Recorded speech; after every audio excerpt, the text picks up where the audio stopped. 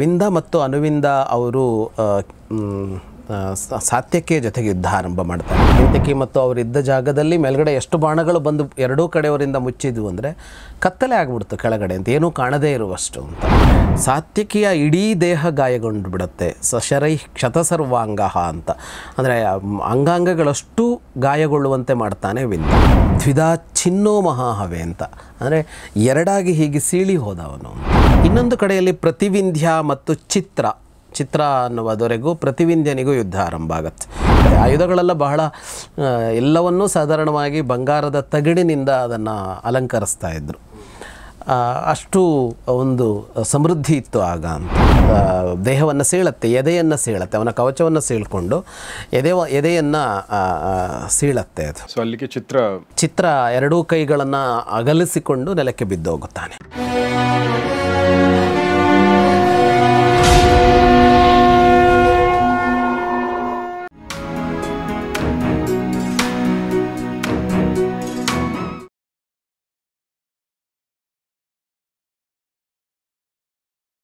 ಸ್ನೇಹಿತರೆ, ಇವತ್ತಿನ ಎಪಿಸೋಡ್ ಶುರು ಮಾಡೋಕ್ಕಿಂತ ಮುಂಚೆ ಒಂದು ಖುಷಿ ಸುದ್ದಿ ಏನಂದರೆ, ಹರಿಹರಪುರ ಮಠದಿಂದ ವಿದ್ವಾನ್ ಜಗದೀಶ್ ಶರ್ಮ ಸರ್ಗೆ ಶಾಸ್ತ್ರ ಕೇಸರಿ ಅನ್ನೋ ಬಿರುದು ಸಲ್ಲಿಕೆಯಾಗಿದೆ. ಹೀಗಾಗಿ ನಿಮ್ಮೆಲ್ಲರ ಪರವಾಗಿ ನಾನು ಅವರಿಗೆ ಅಭಿನಂದನೆ ಸಲ್ಲಿಸ್ತೀನಿ. ಸರ್, ಅಭಿನಂದನೆಗಳು.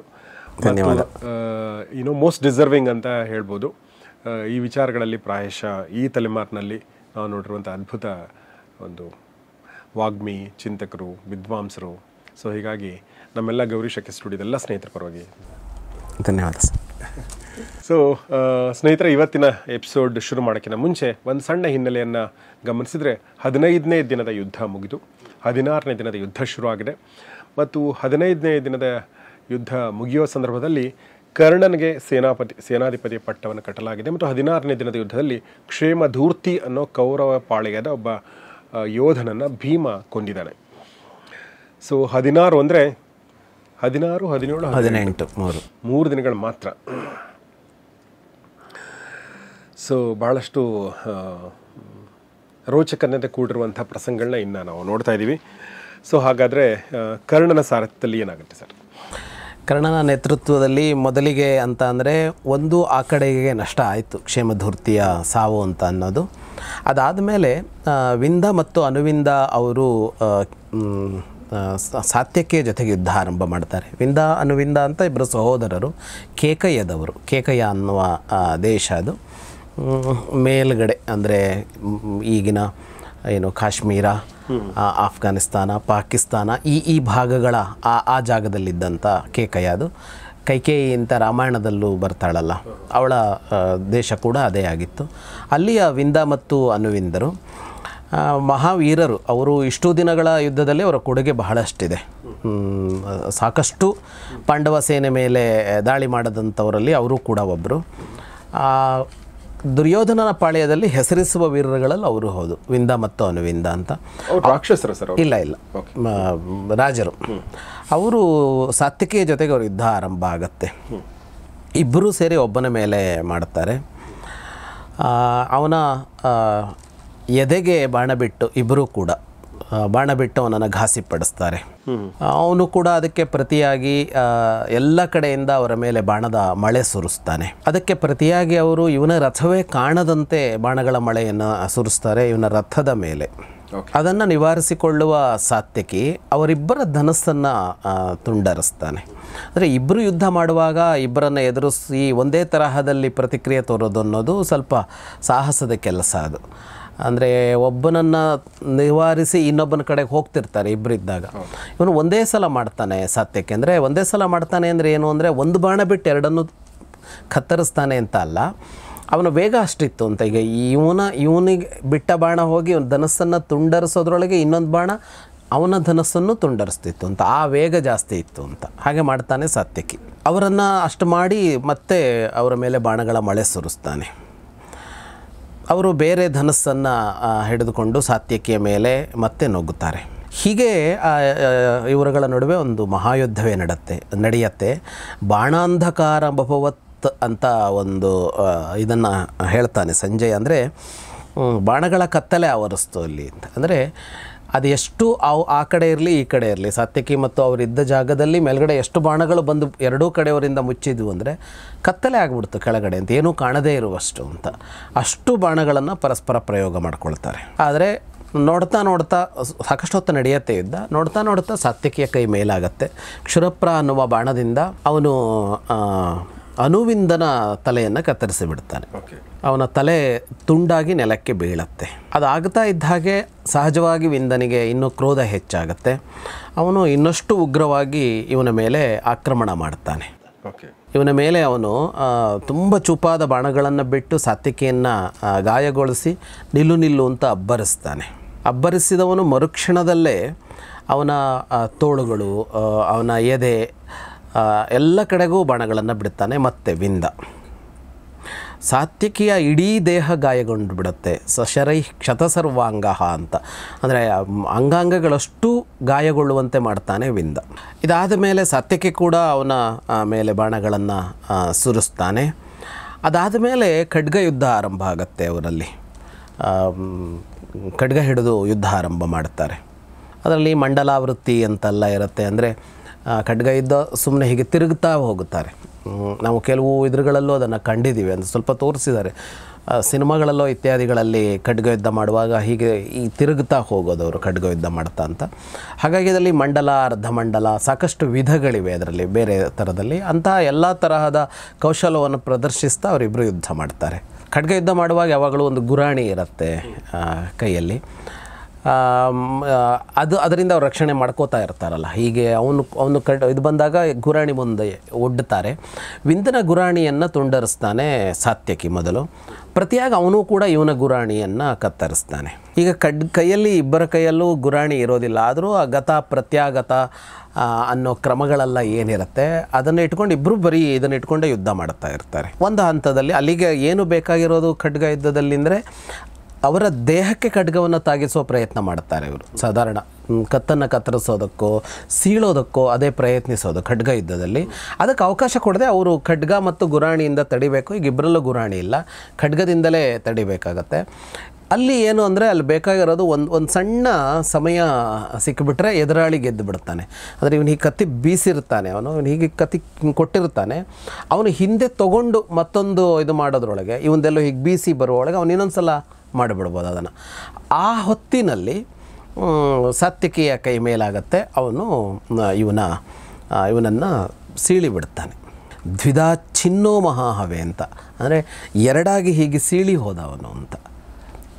ಇದಾದ ಮೇಲೆ ಅವನು ಯುಧಾಮನ್ಯುವಿನ ರಥವನ್ನು ಏರ್ಕೊಳ್ತಾನೆ ಸಾತ್ಯಕಿ, ಅವನನ್ನು ಸಂಹರಿಸಿ. ಅಂದರೆ ಅವರು ಖಡ್ಗ ಯುದ್ಧಕ್ಕೆ ಇಳಿಯುವ ಮೊದಲು ಏನಾಗಿತ್ತು ಅಂದರೆ ಇಬ್ಬರ ರಥವೂ ಭಗ್ನ ಆಗಿತ್ತು. ಇಬ್ಬರು ಬಾಣಗಳನ್ನು ಬಿಟ್ಟು ಇಬ್ಬರ ರಥವನ್ನು ಭಗ್ನ ಮಾಡಿದರು. ಹಾಗಾಗಿ ಖಡ್ಗ ಯುದ್ಧಕ್ಕೆ ನೆಲಕ್ಕೆ ಇಳಿದಿದ್ದವರು. ಅವನನ್ನು ಕೊಂದ ಇವನು ಯುಧಾಮನ್ಯುವಿನ ರಥವನ್ನು ಏರ್ಕೊಳ್ತಾನೆ. ಇಬ್ಬರು ಸತ್ತರು. ಯುಧಾಮನ್ಯುವಿನ ರಥವನ್ನು ಏರ್ಕೊಂಡವನು ಮತ್ತು ಹಿಂದೆ ಹೋಗಿ ಅವನದ್ದೇ ಇನ್ನೊಂದು ರಥವನ್ನು ಏರ್ಕೊಂಡು ಕೇಕೆಯ ಸೈನ್ಯದ ಮೇಲೆ ಆಕ್ರಮಣ ಮಾಡ್ತಾನೆ ಸಾತ್ಯಕಿ. ಅಂದರೆ ಈಗ ಇನ್ನಿಬ್ಬರು ಅವತ್ತು ಬೆಳಗ್ಗೆ 16ರ ಬೆಳಗ್ಗೆ ಇನ್ನಿಬ್ಬರು ಅವರ ಕಡೆಯಲ್ಲೇ ಸತ್ತರು, ದುರ್ಯೋಧನ ಕಡೆಯಲ್ಲಿ. ಸೊ ಈಗ 3 ಜನ ಇವತ್ತಿನ ದಿನ. ಸರಿ, ಈ ಹೆಸರುಗಳಿದೆಯಲ್ಲ, ಈ ಕೇಕಯ್ಯ ಅಂತ ತಾವು ಹೇಳಿದ್ರಲ್ಲ, ಅಂದರೆ ಯಾವುದೇ ಹೆಸರುಗಳು ಕೂಡ ಬದಲಾಗ್ತಾ ಹೋಗ್ತವೆ. ಬಟ್ ಮೂಲ ಎಲ್ಲೋ ಒಂದು ಕಡೆ ಉಳ್ಕೊಂಡಿರುತ್ತೆ. ಕೆಲವೊಂದ್ಸಲ ಕಂಪ್ಲೀಟ್ ಬದಲಾಗಿರುತ್ತೆ. ಯಾರೋ ಬೇರೆ ರಾಜ ಬಂದು ಬೇರೆ ಧರ್ಮದವ್ರು ಬಂದರೆ ಕಂಪ್ಲೀಟ್ ಚೇಂಜ್ ಮಾಡಿರ್ತಾರೆ, ಬದಲಾಗಿರುತ್ತೆ. ಆಮೇಲೆ ಅಲ್ಲಿ ಇನ್ನೊಂದು ಥರದಲ್ಲೂ ಬದಲಾಗುತ್ತೆ. ಈಗ ಅದೇ ರಾಜ್ಯ ಹಾಗೆಯೇ ಅದೇ ವಂಶ ಇದ್ದರೂ ಮುಂದುವರಿಯುತ್ತೆ. ಕೆಲವು ಸಲ ಬೇರೆ ವಂಶೀಯ ರಾಜರು ಬಂದಾಗಲೂ ಅದೇ ಹೆಸರು ಮುಂದುವರಿಸ್ತಿದ್ದು ಇರುತ್ತೆ. ಕೆಲವೊಮ್ಮೆ ರಾಜ್ಯದ ಇದು ಬದಲಾಗ್ಬಿಡುತ್ತೆ, ಭೌಗೋಳಿಕತೆಯೇ ಬದಲಾಗಿಬಿಡತ್ತೆ.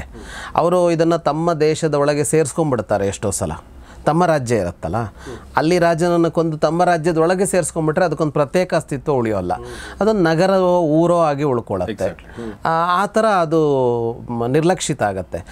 ಕೆಲವು ಸಲ ಏನು ಮಾಡ್ತಾರೆ, ಅದೇ ಅರಮನೆ ಅದೇ ಕೋಟೆ ಅದನ್ನೇ ಬಳಸ್ತಾರೆ ಅವರು. ಆಗ ಮಾತ್ರ ಅದು ಮುಂದುವರಿಯೋದಕ್ಕೆ ಸಾಧ್ಯ ಆಗುತ್ತೆ. ಹಾಗಾಗಿ ಏನಾಗುತ್ತೆ, ರಾಜ್ಯಗಳು ಬೆಳೆಯೋದು ಇದಾಗೋದು ಎಲ್ಲ ನಡೆಯುತ್ತೆ. ಕೆಲವು ಸಲ ಹೊಸ ರಾಜ್ಯಗಳು ಹುಟ್ಟುತ್ತೆ. ಇನ್ನೊಬ್ಬ ಯಾರೋ ಬಂದು ಹೊಸ ರಾಜ್ಯವನ್ನು ಸ್ಥಾಪನೆ ಮಾಡ್ತಾನೆ, ಆಗಲೂ ಒಂದು ಹೊಸ ಹೆಸರುಗಳು ಬರುತ್ತೆ. ಈಗ ಸಾಧಾರಣವಾಗಿ ಈ ಥರದ ಇದರಲ್ಲಿ ಯಾವ ರಾಜ್ಯದ ಹೆಸರು ನಗರಕ್ಕೂ ಇತ್ತೋ ಆ ಊರಿಗೂ ಇತ್ತೋ ಆ ಊರುಗಳನ್ನು ಆ ಹೆಸರುಗಳಲ್ಲಿ ಅಲ್ಪ ಸ್ವಲ್ಪ ಉಳಿಸ್ಕೊಂಡಿರೋದನ್ನು ನೋಡ್ತೀವಿ ನಾವು. ಈ ಕೇಕಯ್ಯದ್ದು ಮೂಲ ಅಂತ ಹುಡ್ಕೊಂಡು ಹೋದ್ರೆ ಏನೋ ಸಿಗ್ಬೋದು. ಕೇಕಯ್ಯದ್ದು ಅಲ್ಲಿ ಮೂಲ ಅನ್ನೋದು ಸಿಗೋ ಸಾಧ್ಯತೆಗಳೇನೂ ಇಲ್ಲ ಅಲ್ಲಿಗ. ಆದರೆ ಅದರ ನಂತರ ಅಲ್ಲಿ ಬೇರೆ ಬೇರೆ ಥರ ಆಗೋಯ್ತಲ್ಲ, ಅದು ಆ ಭಾಗಗಳನ್ನು ಬೇರೆ ಬೇರೆ ತರಹದಲ್ಲಿ ಪರಿವರ್ತನೆ ಆಗ್ತಾ ಹೋಗ್ಬಿಡ್ತದು. ಹಾಗಾಗಿ ಅದು ಆ ತರಹದಲ್ಲಿ ಉಳ್ಕೊಂಡಿಲ್ಲ. ಬಟ್ ದ್ವಾಪರ ಯುಗದಲ್ಲೂ ಇತ್ತು, ಇದು ಇತ್ತು. ಕಲಿಯುಗದ ಆರಂಭದ ಮೊದಲ ಘಟ್ಟಗಳಲ್ಲೂ ಇತ್ತು. ಆಮೇಲೆ ತುಂಬ ಬದಲಾಯಿತು. ಕಲಿಯುಗದ ಅನಂತರ ಅಂತಂದಾಗ ನಾವೇನು ಇತಿಹಾಸ ಕಾಲ ಅಂತ ನೋಡ್ತೇವೆ, ಅಲ್ಲಿ ಇವುಗಳು ಯಾವುದೂ ಈ ಹೆಸರುಗಳಲ್ಲಿ ಉಳ್ಕೊಳ್ಳಿಲ್ಲ, ಬೇರೆ ತರಹನೇ ಬಂದುಬಿಡ್ತು. ಈಗ ಹಾಸ್ತಿನಾಪುರ ಆ ಊರಿದೆ ಇವತ್ತಷ್ಟೇ ಬಿಟ್ಟರೆ, ಅದೊಂದು ರಾಜ್ಯವಾಗಿ ಆಮೇಲೆ ಉಳ್ಕೊಳ್ಳಿಲ್ಲ ಅದು. ಅದೇ ಮಗಧ ಇದೆಯಲ್ಲ, ಮಗಧ ನಾವು ಇವುಗಳಲ್ಲೂ ನೋಡ್ತೀವಿ, ಮಗಧವನ್ನು ದ್ವಾಪರದಲ್ಲೂ ನೋಡ್ತೀವಿ. ಅದೇ ಮಗಧ ಮುಂದೆ ಚಂದ್ರಗುಪ್ತ ಎಲ್ಲ ಬಂದಾಗಲೂ ಮಗಧಕ್ಕೆ ಅದೇ ಹೆಸರಿತ್ತು. ಪಟ್ನಾ ಅಂದರೆ ಪಾಟಲಿಪುತ್ರ. ಮಗಧ ಸಾಮ್ರಾಜ್ಯ ಅಂತಲೇ ಆಮೇಲೂ ಕರೆದ್ರು ಅದನ್ನು. ಅದು ಎಲ್ಲ ಕಡೆಗೂ ಬರಲಿಲ್ಲ, ಬದಲಾಯಿತು. ಈಗ ನಮ್ಮ ದಕ್ಷಿಣದಲ್ಲಿ ಅಂತ ಬಂದಾಗ, ದಕ್ಷಿಣದಲ್ಲಿ ಈಗ ಪಾಂಡ್ಯ, ಚೋಳ, ಚೇರ, ಕೇರಳ ಈ ಶಬ್ದಗಳೆಲ್ಲ ಅಲ್ಲೂ ಬಳಕೆಯಲ್ಲಿದೆ. ಅವಿದೆ. ಕರ್ನಾಟ ಅಂತ ಒಂದು ಎಲ್ಲೋ ಬರುತ್ತೆ. ಉಳಿದಂತೆ ಇಡೀ ಕರ್ನಾಟಕ ಅಂತ ಇವತ್ತೇನು ರಾಜ್ಯ ಆಗಿದೆ, ಇದಿಷ್ಟು ಒಂದೇ ಭಾಗಕ್ಕೆ ಸೇರಿರಲಿಲ್ಲ. ಇಲ್ಲಿ ಬದಲಾಗಿದೆ ಆ ಹೆಸರುಗಳು ಅನ್ನೋದು ಗೊತ್ತಾಗುತ್ತೆ. ಹೀಗೆ ಕೇಕಯ್ಯದ ಸೇನೆಯ ಮೇಲೆ ದಾಳಿ ಮಾಡಿ ಅವರನ್ನು ಚಲ್ಲಾಪಿಲ್ಲಿ ಮಾಡ್ತಾನೆ ಸಾತ್ಯಕಿ. ಇನ್ನೊಂದು ಕಡೆಯಲ್ಲಿ ಇದಿಷ್ಟು ಯುದ್ಧಗಳು ಒಂದಾದ ಮೇಲೆ ಒಂದು ನಡೆದಿಲ್ಲ. ಬೆಳಗ್ಗೆ ಆರಂಭ ಆದಾಗ ಒಂದೊಂದು ಕಡೆಯಲ್ಲಿ ಒಟ್ಟಿಗೆ ನಡೆದಿದ್ದು. ಅಂದರೆ ಒಂದು ಕಡೆಯಲ್ಲಿ ಕ್ಷೇಮಧೃತಿ ಭೀಮ ಎದುರಾದರು, ಇನ್ನೊಂದು ಕಡೆಯಲ್ಲಿ ಸಾತ್ಯಕಿ ಮತ್ತು ವಿಂಧಾನವಿಂದರು ಎದುರಾದರು ದ್ವಂದ್ವ ಯುದ್ಧ ಆರಂಭ ಆದಮೇಲೆ. ಇನ್ನೊಂದು ಕಡೆಯಲ್ಲಿ ಶ್ರುತಕರ್ಮ ಮತ್ತು ಚಿತ್ರಸೇನ ಇಬ್ಬರು ಎದುರು ಬದರಾದರು. ಶ್ರುತಕರ್ಮ ಅಂದರೆ ದ್ರೌಪದಿಯ ಮಗ, ಚಿತ್ರಸೇನ ಅಂತ ಒಬ್ಬ ರಾಜ. ಅವರಿಬ್ಬರ ನಡುವೆ ಯುದ್ಧ ನಡೀತು. ಅವನು ಅಭಿಸಾರ ದೇಶದ ರಾಜ ಚಿತ್ರಸೇನ. ಮೊದಲು ಅವನು ಇವನನ್ನು ಗಾಯಗೊಳಿಸ್ತಾನೆ, ಶ್ರುತಕರ್ಮನನ್ನು, ಮತ್ತು ಇವನ ಸಾರಥಿಯನ್ನು ಗಾಯಗೊಳಿಸ್ತಾನೆ. ಅದಕ್ಕೆ ಇವನು ಚಿತ್ರಸೇನನ ಮರ್ಮ ಸ್ಥಾನಗಳಿಗೆ ಇವನು ಬಾಣ ಹೊಡೆದು ಗಾಯಗೊಳಿಸ್ತಾನೆ. ಅದೇ ಹೊತ್ತಿಗೆ ಇವನ ಜೊತೆಗೆ ಶ್ರುತಕೀರ್ತಿ ಸೇರ್ಕೊಳ್ತಾನೆ. ಶ್ರುತಕರ್ಮನ ಜೊತೆಗೆ ಇನ್ನೊಬ್ಬನ ಮಗ ಅರ್ಜುನ ಮತ್ತು ಸಹದೇವರ ಮಕ್ಕಳಿಬ್ಬರು ಸೇರಿಕೊಳ್ಳುತ್ತಾರೆ. ಹೀಗೆ ಇವನು ಬಾಣ ಬಿಟ್ಟು ಅವನನ್ನು ಮೂರ್ಛೆಗೊಳಿಸಿ ಬಿಡುತ್ತಾನೆ. ಚಿತ್ರಸೇನ ಮೂರ್ಛೆ ಹೋಗ್ತಾನೆ. ಅವನು ಬಾಣ ಬಿಟ್ಟು ಇವನ ಶ್ರುತಕೀರ್ತಿಯ ಬಿಲ್ಲನ್ನು ಕತ್ತರಿಸ್ತಾನೆ. ಇವನು ಇನ್ನೊಂದು ಬಿಲ್ಲನ್ನು ಹಿಡ್ಕೊಂಡು ಯುದ್ಧಕ್ಕೆ ಮುಂದುವರಿತಾನೆ. ಚಿತ್ರಸೇನ ಈಗ ಶ್ರುತಕರ್ಮನ ಮೇಲೆ ನಿಲ್ಲು ಅಂತ ಹೇಳಿ ಅವನ ಎದೆಯ ಭಾಗಕ್ಕೆ ಬಾಣ ಹೊಡೆದು ಗಾಯಗೊಳಿಸ್ತಾನೆ. ಅವನು ಅದಕ್ಕೆ ಸರಿಯಾಗಿ ಪ್ರತಿಕ್ರಿಯಿಸ್ತಾನೆ. ಆದರೆ ಅದೆಷ್ಟು ಗಾಯಗೊಳಿಸುತ್ತೆ ಅವನನ್ನು ಅಂದರೆ ರಕ್ತ ಸುರಿಯತ್ತೆ. ಸುಸ್ರಾವ ರುಧಿರಂಬೂರಿ ಅಂತ, ಅಂದರೆ ಅಷ್ಟು ಗಾಯ ಆಗಿ ರಕ್ತ ಸುರಿಯೋದಕ್ಕೆ ಆರಂಭ ಆಗಿಬಿಡತ್ತೆ. ಸಿಟ್ಟಾದ ಶ್ರುತಕರ್ಮ ಅವನ ಬಿಲ್ಲನ್ನು ಎರಡಾಗಿ ಕತ್ತರಿಸ್ತಾನೆ. ಕತ್ತರಿಸಿದವನು ಮರುಕ್ಷಣದಲ್ಲೇ 3 ನಾರಾಚ ಬಿಲ್ಲುಗಳನ್ನು ಬಾಣಗಳನ್ನು ಹೊಡೆದು ಅವನನ್ನು ಗಾಯಗೊಳಿಸ್ತಾನೆ. ಮರುಕ್ಷಣದಲ್ಲಿ ಭಲ್ಲ ಅನ್ನುವ ಬಾಣದಿಂದ ಅವನ ತಲೆಯನ್ನು ಕತ್ತರಿಸಿ ಬಿಡ್ತಾನೆ ಚಿತ್ರಸೇನನದ್ದು. ಅವನು ತಮ್ಮ ರಾಜ ಸತ್ತಿದ್ದನ್ನು ನೋಡಿ ಅಭಿಸಾರ ದೇಶದ ಸೇನೆ ಇದೆಯಲ್ಲ ಅದು ದಾಳಿಗೆ ಮುಂದುವರಿಯುತ್ತೆ. ಆದರೆ ಶ್ರುತಕರ್ಮ ಆ ಸೇನೆಯನ್ನು ಬಗ್ಗು ಬಡಿತಾನೆ. ಇನ್ನೊಂದು ಕಡೆಯಲ್ಲಿ ಪ್ರತಿವಿಂಧ್ಯ ಮತ್ತು ಚಿತ್ರ ಅನ್ನುವುದವರೆಗೂ ಪ್ರತಿವಿಂಧ್ಯನಿಗೂ ಯುದ್ಧ ಆರಂಭ ಆಗುತ್ತೆ. ಪ್ರತಿವಿಂಧ್ಯ ಅಂದರೆ ಮತ್ತೊಬ್ಬ ದ್ರೌಪದಿಯ ಮಗ, ಯುಧಿಷ್ಠಿರನ ಮಗ. ಅವರಿಬ್ಬರಲ್ಲಿ ನಡೀತಾ ಇರುತ್ತೆ. ಪ್ರತಿವಿಂಧ್ಯ ಚಿತ್ರನ ಧ್ವಜವನ್ನು ಕತ್ತರಿಸ್ತಾನೆ, ಅವನ ಬಿಲ್ಲನ್ನು ಕತ್ತರಿಸ್ತಾನೆ, ಅವನ ಸಾರಥಿಯನ್ನು ಗಾಯಗೊಳಿಸ್ತಾನೆ. ಪ್ರತಿಯಾಗಿ ಚಿತ್ರ 9 ಬಾಣಗಳನ್ನು ಬಿಟ್ಟು ಇವನ 2 ಕೈಗಳು, ಎದೆ ಎಲ್ಲ ಭಾಗಗಳಿಗೆ ಗಾಯವಾಗುವಂತೆ ಮಾಡ್ತಾನೆ. ಅವನ ಧನಸ್ಸು ಕತ್ತರಿಸ್ತಾನಲ್ಲ ಪ್ರತಿವಿಂಧ್ಯ, ಅದಕ್ಕೆ ಪ್ರತಿಯಾಗಿ ಇವನು ಶಕ್ತಿ ಆಯುಧವನ್ನು ಪ್ರತಿವಿಂಧ್ಯನ ಮೇಲೆ ಪ್ರಯೋಗಿಸ್ತಾನೆ. ಅದನ್ನು ಎರಡಾಗಿ ತುಂಡರಿಸ್ತಾನೆ ಪ್ರತಿವಿಂಧ್ಯ. ಅದಕ್ಕೆ ಇವನು ಶಕ್ತಿಯಾಯುಧವನ್ನು ಅವನ ಮೇಲೆ ಪ್ರಯೋಗ ಮಾಡ್ತಾನೆ. ಶಕ್ತಿಯಾಯುಧ ಅಂದರೆ ನಾವು ಹಿಂದೂ ನೋಡಿದ್ದೀವಿ, ಅದು ಎಸೆಯುವಂಥ ಆಯುಧ. ಅದನ್ನು ಪ್ರಯೋಗ ಮಾಡ್ತಾನೆ ಅವನು. ಅದಕ್ಕೊಂದು ಹಿಡಿ ಇರುತ್ತೆ, ಈ ಗದೆ ಇರುತ್ತಲ್ಲ ಅದರ ಥರದ ಇನ್ನೊಂದು ತರಹದ ಆಯುಧ. ಅದು ಒಂದು ದಂಡ ಇರುತ್ತೆ, ಅದು ಹೇಮದಂಡಂ ಅಂತ, ಬಂಗಾರದ ಅಂದರೆ ಬಂಗಾರವನ್ನು ಅದಕ್ಕೆ ಹೊಡೆದಿರ್ತಾರೆ, ಆ ಥರದ್ದಿರುತ್ತೆ. ಆಯುಧಗಳೆಲ್ಲ ಬಹಳ ಎಲ್ಲವನ್ನೂ ಸಾಧಾರಣವಾಗಿ ಬಂಗಾರದ ತಗಡಿನಿಂದ ಅದನ್ನು ಅಲಂಕರಿಸ್ತಾ ಇದ್ದರು. ಅಷ್ಟು ಒಂದು ಸಮೃದ್ಧಿ ಇತ್ತು ಆಗ ಅಂತ. ಯಾವಾಗ ಶಕ್ತಿಯಾಯುಧ ಅನ್ನೋದು ವಿಫಲ ಆಯಿತೋ ಆಗ ಅವನು ಗದೆ ತೆಗೆದುಕೊಳ್ತಾನೆ. ಗದೆಯನ್ನು ಎತ್ತಿ ಇವನ ಮೇಲೆ ಎಸಿತಾನೆ. ಈ ಗದೆಯನ್ನು 2 ತರಹದಲ್ಲೂ ಮಾಡ್ತಾರೆ. ಒಂದು ನಿಂತು ಗದೆಯಲ್ಲಿ ಯುದ್ಧ ಮಾಡೋದು, ಗದೆಯನ್ನು ಬೀಸಿ ಎಸೆಯೋದು ಕೂಡ ಇದೆ. ಅವನು ಗದೆಯನ್ನು ಎಸಿತಾನೆ ಅವನ ಮೇಲೆ. ಅದು ಏನು ಮಾಡುತ್ತೆ ಅಂದರೆ ಅದು ಇವನ ರಥವನ್ನು ಚೂರು ಮಾಡುತ್ತೆ. ಪ್ರತಿವಿಂಧ್ಯನದ್ದು ಸಾರಥಿಯನ್ನು ಕೊಲ್ಲತ್ತೆ ಮತ್ತು ಇವನ ಕುದುರೆಗಳನ್ನು ಕೊಲ್ಲತ್ತೆ. ಅದೇ ಕ್ಷಣದಲ್ಲಿ ಅದು ಹಂಗೆ ಮಾಡ್ತಾ ಇರುವ ಹೊತ್ತಿನಲ್ಲಿಯೇ ರಥದಿಂದ ನೆಗಿತಾನೆ ಇವನು ಪ್ರತಿವಿಂಧ್ಯ. ನೆಗೆದು ಅವನ ಮೇಲೆ ಶಕ್ತಿಯಾಯುಧವನ್ನು ಎಸಿತಾನೆ ಅವನು. ಸ್ವರ್ಣ ಘಂಟಾಮಲಂಕೃತಾಮ್ ಅಂತ. ಅದು ಎಷ್ಟು ಆಯುಧಗಳನ್ನು ಅವರು ಚಂದವಾಗಿ ಇಟ್ಕೋತಾ ಇದ್ರು ಅಂದರೆ ಬಂಗಾರದ ಘಂಟೆಗಳಿದ್ವು ಅದರಲ್ಲಿ, ಕಿರು ಘಂಟೆಗಳು ಅಂತ. ಆ ಶಕ್ತಿ ಆಯುಧದಲ್ಲಿ ಅದ್ರ ಸುತ್ತ ಕಿರು ಘಂಟೆಗಳು ಅಂತ. ಅದು ಆಯುಧವಾಗಿ ಅದಕ್ಕೇನು ಪ್ರಯೋಜನ ಇಲ್ಲ, ಆದರೆ ಅಷ್ಟು ಸಾಲಂಕೃತವಾಗಿ ಇಟ್ಕೋತಾ ಇದ್ರು ಅದನ್ನು. ಆ ಶಕ್ತಿಯಾಯುಧವನ್ನು ಚಿತ್ರ ಬರ್ತಾ ಇದ್ದಾಗ ಅದನ್ನು ಕೈಯಲ್ಲೇ ಹಿಡಿದುಕೊಂಡು ಮತ್ತೆ ಪ್ರತಿಬಿಂಧ್ಯನ ಮೇಲೆ ಎಸಿತಾನೆ.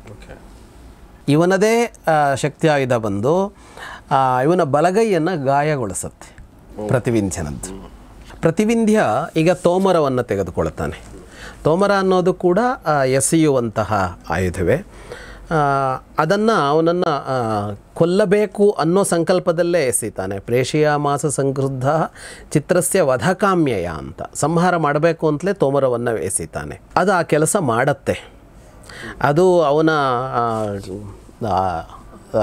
ದೇಹವನ್ನು ಸೀಳತ್ತೆ, ಎದೆಯನ್ನು ಸೀಳತ್ತೆ, ಅವನ ಕವಚವನ್ನು ಸೀಳ್ಕೊಂಡು ಎದೆಯನ್ನು ಸೀಳತ್ತೆ ಅದು. ಸೊ ಅಲ್ಲಿಗೆ ಚಿತ್ರ 2 ಕೈಗಳನ್ನು ಅಗಲಿಸಿಕೊಂಡು ನೆಲಕ್ಕೆ ಬಿದ್ದೋಗುತ್ತಾನೆ. ಚಿತ್ರನ ಮರಣವನ್ನು ಕಂಡು ಕೌರವ ಸೇನೆ ಪ್ರತಿವಿಂಧ್ಯನ ಮೇಲೆ ನುಗ್ಗತ್ತೆ ಜೋರಾಗಿ. ಬಾಣಗಳನ್ನು, ಶತಘ್ನಿಗಳನ್ನು, ಹೀಗೆ ಬೇರೆ ಬೇರೆ ಆಯುಧಗಳನ್ನು ಅವನ ಮೇಲೆ ಪ್ರಯೋಗಿಸ್ತಾ ಅವನು ಪ್ರತಿವಿಂಧ್ಯ ಒಬ್ಬನ ಮೇಲೆ ಎಲ್ಲರೂ ನುಗ್ಗುತ್ತಾರೆ.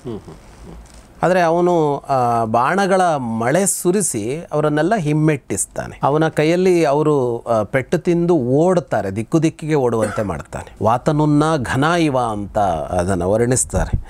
ಅಂದರೆ ಮೋಡಗಳು ತುಂಬಿರುತ್ತಲ್ಲ, ಅದನ್ನು ಗಾಳಿ ಬಂದು ಹೇಗೆ ದಿಕ್ಕುಪಾಲು ಮಾಡಿಬಿಡತ್ತೋ, ಮೇಲ್ಗಡೆ ಮೋಡಗಳು ಬಂದಿದ್ದು ಜೋರಾಗಿ ಗಾಳಿ ಬಂದರೆ ಅದನ್ನು ಎಲ್ಲಿಗೂ ತೊಗೊಂಡೋಗ್ಬಿಡುತ್ತಲ್ಲ, ಹಾಗೆ ಓಡಿಬಿಟ್ರು ಎಲ್ಲರೂ ಅಂತ. ಎಲ್ಲ ಸೇನೆ ಓಡ್ತಾ ಇದ್ರೂ ಅಶ್ವತ್ಥಾಮ ಎದುರಿಸಿ ನಿಲ್ತಾನೆ. ಅಶ್ವತ್ಥಾಮ ಮತ್ತು ಭೀಮ ಎದುರು ಬದಲಾಗ್ತಾರೆ. ಅವರಿಬ್ಬರ ನಡುವೆ ಒಂದು ಘೋರವಾದ ಯುದ್ಧವೇ ನಡೆಯುತ್ತೆ. ತಥಾ ದೇವಾಸರೇ ಯುದ್ಧೆ ವೃತ್ರವಾಸವಯೋರಭೂತ್ ಅಂತ. ದೇವಾಸುರ ಸಮರದಲ್ಲಿ ವೃತ್ರ ಮತ್ತು ಇಂದ್ರನ ನಡುವೆ ಯುದ್ಧವಾದಂತೆ ಆ ಯುದ್ಧ ಆಯಿತು ಅಂತ. ಹಾಗಾಗಿ ಅಶ್ವತ್ಥಾಮ ಭೀಮರ ನಡುವೆ ಒಂದು ಭಯಂಕರವಾದ ಯುದ್ಧವೇ ಇಲ್ಲಿ ನಡೆಯುತ್ತೆ. ಸೊ ಅಲ್ಲಿಗೆ 16ನೇ ದಿನದ ಯುದ್ಧದಲ್ಲಿ ಕೌರವ ಪಾಳಕ್ಕೆ ಸಾಕಷ್ಟು ನಷ್ಟ ಆಗ್ತಾ ಇದೆ. ಹೌದು, ಸಾಕಷ್ಟು ಕ್ಷೇಮಧೂರ್ತಿಯ ಮೊದಲನೇ ಸಾವು, ಅದಾದ ನಂತರ ವಿಂದ ಮತ್ತು ಅನುವಿಂದ, ಅದಾದ್ಮೇಲೆ ಚಿತ್ರ 4 ಜನ ಯೋಧರು ಅಥವಾ ವೀರರು, ಮಹಾವೀರರೇ ಹೋದರು. ಈಗ ಇನ್ನೊಂದು ಅಂದರೆ ಅಶ್ವತ್ಥಾಮ ಮತ್ತು ಭೀಮನ ಮಧ್ಯೆ ಒಂದು ಯುದ್ಧ ಶುರು ಆಗಿದೆ. ಅದನ್ನು ಮುಂದಿನ ಭಾಗದಲ್ಲಿ ನೋಡೋಣ ಅಂತ ಹೇಳ್ತಾ ಇವತ್ತಿನ ಎಪಿಸೋಡ್ ಮುಗಿಸೋಕ್ಕಿಂತ ಮುಂಚೆ ವಿದ್ವಾನ್ ಜಗದೀಶ್ ಶರ್ಮಾ ಸಂಪತ್ ಸರ್ಗೆ ಸರ್ ತುಂಬ ಧನ್ಯವಾದ ಈ ವಿಚಾರ ನಮ್ಮ ಜೊತೆ ಶೇರ್ ಮಾಡ್ಕೊಂಡಿದ್ದಕ್ಕೆ. ಸೊ ಸ್ನೇಹಿತರೆ, ನಿಮ್ಮ ಅನಿಸಿಕೆಗಳನ್ನ ದಯವಿಟ್ಟು ಕಮೆಂಟ್ ಬಾಕ್ಸಲ್ಲಿ ತಿಳಿಸಿ ಮತ್ತು ನಿಮ್ಮೆಲ್ಲ ಸ್ನೇಹಿತರೊಂದಿಗೆ ಶೇರ್ ಮಾಡಿ. ನೋಡ್ತಾರೆ ಗೌರಿ ಶಕ್ತಿ ಸ್ಟುಡಿಯೋ, ನೋಡ್ತಾರೆ ಮಹಾಭಾರತ ರಹಸ್ಯಗಳು, ದ ಸೀಕ್ರೆಟ್ಸ್ ಆಫ್ ಮಹಾಭಾರತ. ನಮಸ್ಕಾರ.